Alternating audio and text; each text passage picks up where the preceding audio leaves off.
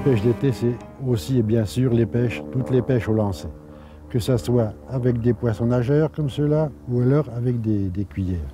Le principal point des poissons nageurs, c'est qu'il faut qu'ils soient tous flottants et très peu plongeants. Sinon, on va rester accroché à chaque fois au fond. Un petit poisson nageur flottant doit descendre jusqu'à 30 cm. Les modèles un peu plus gros, comme celui-ci, peuvent descendre jusqu'à 50 cm. Et ensuite, il y a l'alternative de toute la palette, toutes les palettes des cuillères qu'il y a ici. Prenez des petites cuillères, soit en des couleurs extrêmement claires, comme ici, pour les pêches de truites arc-en-ciel en surface. Les palettes noires sont plus ou moins réservées aux pêches de grosses farios. Les palettes jaunes pour un peu teinter. Alors bien sûr avec tous les différents motifs qu'il peut y avoir sur des palettes. Et ça, il y en a vraiment un tas. Avec mes deux favorites pour la pêche des grosses truites, c'est celle-ci à double palette, qui n'est même malgré tout pas très lourde et qui pêche très bien les grosses farios. Et celle-ci, qui est un hybride entre un streamer, avec un gros hameçon simple et un petit triplat, et une palette. Ça, ce sont vraiment les cuillères pour les très grosses truites, disons des truites qui font plus d'une livre. Dans ma boîte à pêche, j'ai toujours deux souvenirs aussi, ce sont ces deux poissons nageurs-là, qui datent de plus de 30 ans. J'ai attrapé des tas et des tas de truites avec, et c'est les deux seuls qui me restent, et ceux-là, je les traîne avec moi, disons que ce sont mes porte-chances. Mais déjà, il y a 30 ans, on faisait des petits poissons nageurs articulés avec deux hameçons, et qui fonctionnaient très bien. La dernière alternative qui nous reste, c'est de pêcher avec des leurres souples. Des leurres souples, évidemment, il faut prendre ça à grandeur truite, c'est-à-dire ça, c'est à peu près le maximum.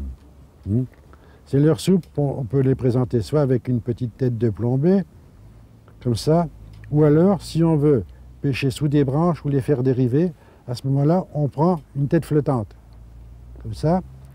L'intérieur, ça doit être du polystyrène ou de la mousse relativement dure. Et pour les pêches très très difficiles, on peut aussi prendre des leurres souples, mais regardez la taille. Ça, c'est un leurre souple pour pêcher les truites quand ça va très très mal. Et avec ça, on fait souvent des belles truites. Par contre, c'est du sport après pour les sortir.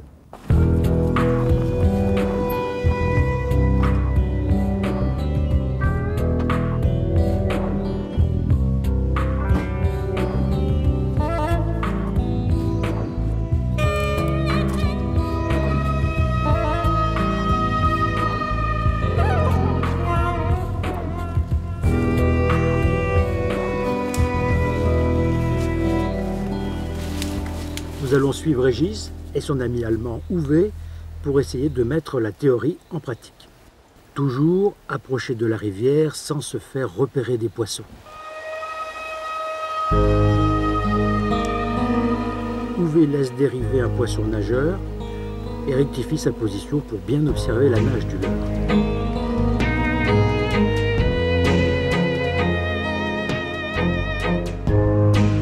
Une première truite s'est laissée prendre. Il semble que Uwe a choisi la bonne couleur de leurre pour aujourd'hui.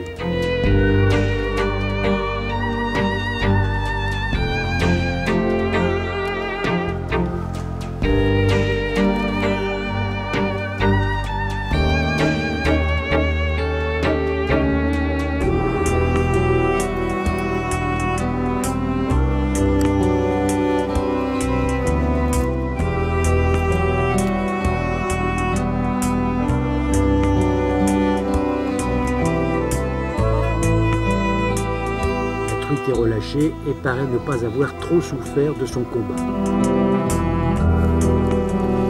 Toujours se déplacer avec discrétion.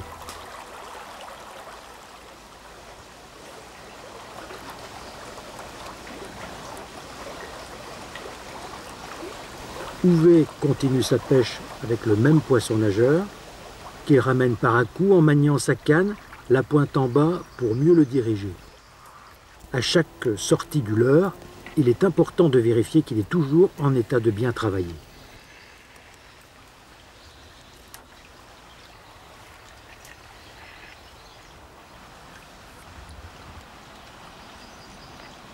Dans cette verdure luxuriante, ce n'est pas très facile de lancer précisément où l'on veut sans perdre de vue son leurre. Mais l'inconfort de ces postes peu fréquentés est payant.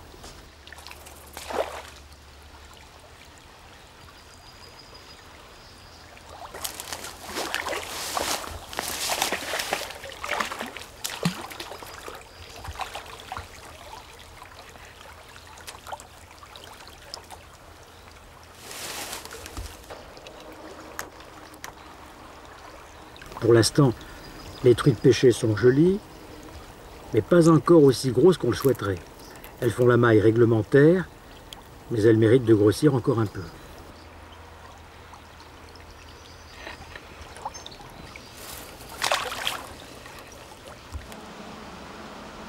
La difficulté quand on pêche au poisson nageur, comme ici, en pêche amont, c'est de laisser descendre le poisson nageur sans accrocher les herbes.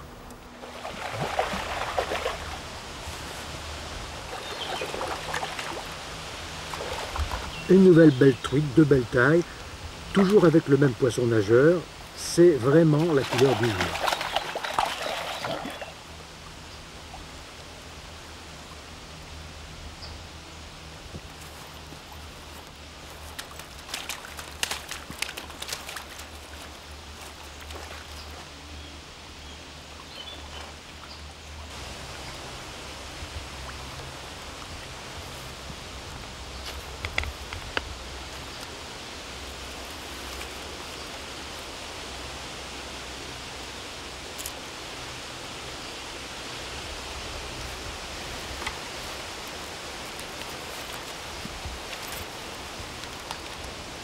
Il ne faut pas hésiter à aider la truite à reprendre sa vitalité quand on la sent un peu affaiblie.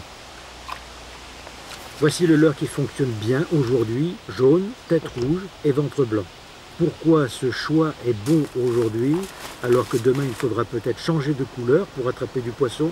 Probablement à cause du temps qui change et sûrement pour d'autres raisons qu'on ne maîtrise pas. C'est le mystère de la pêche.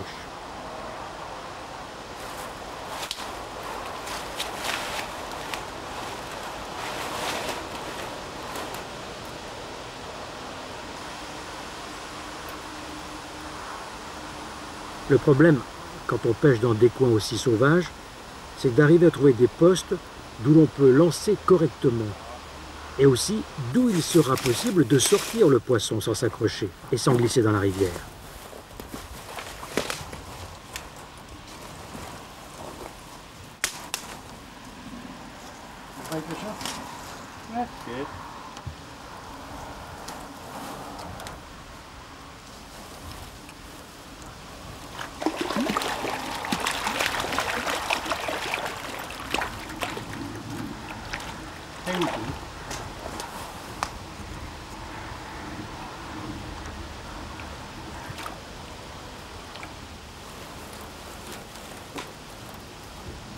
Encore une belle truite. Celle-ci s'est jetée sur le leurre et peut-être en voulant l'éviter au dernier moment, elle s'est faite accrocher sur le côté.